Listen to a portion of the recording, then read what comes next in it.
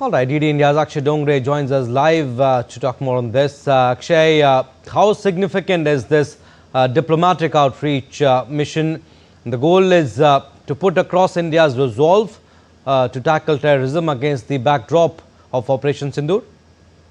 Well, it's quite essential, Abhishek, as essential as envoys that used to be there in older times when a country used to be at a war or has used to have any kind of conflict or any kind of problem. Then envoys used to be sent to other allied countries, other friendly nations, and in fact other major economies that had lack of clarity as far as what has happened, and that is where these envoys come in. It is comprised of all the political parties, so there is not a single party that is in fact can be blamed for sort of pushing any kind of agenda.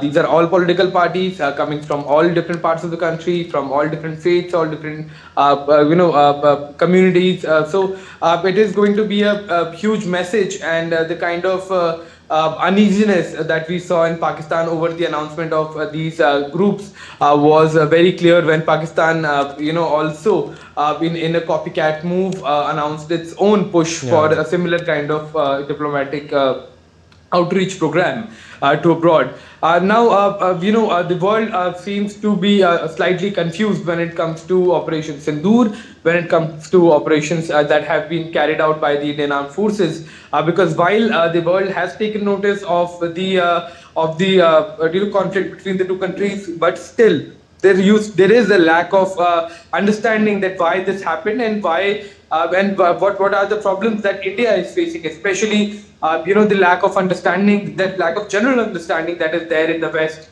when it comes to the global South countries, especially when it comes to South Asia.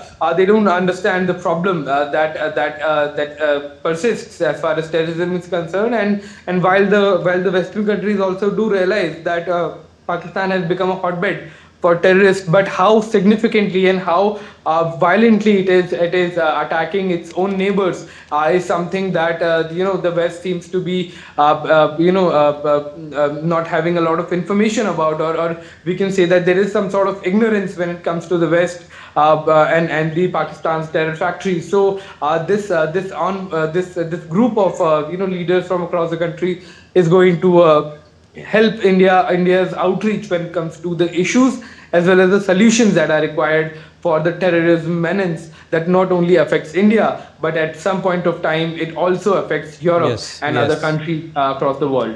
Akshay, also if you look at the list of countries, also they are permanent or non-permanent member states of the United Nations Security Council, UNSA. A breakdown of the countries indicates that the delegations will interact with the leaders from 12 of the 15 UNSC member states. If you could tell us how has the government chosen these 33 countries and why India's campaign is important in the countries listed? Well, when it comes to fight against terrorism, you have a clear group of countries that have been more involved than others. You have also countries that have suffered at the hands of terrorism, and these are generally major economies around the world that have been on target of Islamist terrorism that is emanating out of Pakistan. The choosing of these countries is quite simple as well, Abhishek. These are major economies, countries with major say in world politics. Many of these are permanent and non-permanent members of the UNSC, but when it comes to the the selection of these countries, there is no bias as far as these countries are concerned. While yes, they are the countries that have suffered at the hands of terrorism, but more countries may be added at a later stage, Abhishek. Absolutely. This campaign aims to counter Pakistan's attempts to overshadow terrorism. We'll leave it at that, Akshay.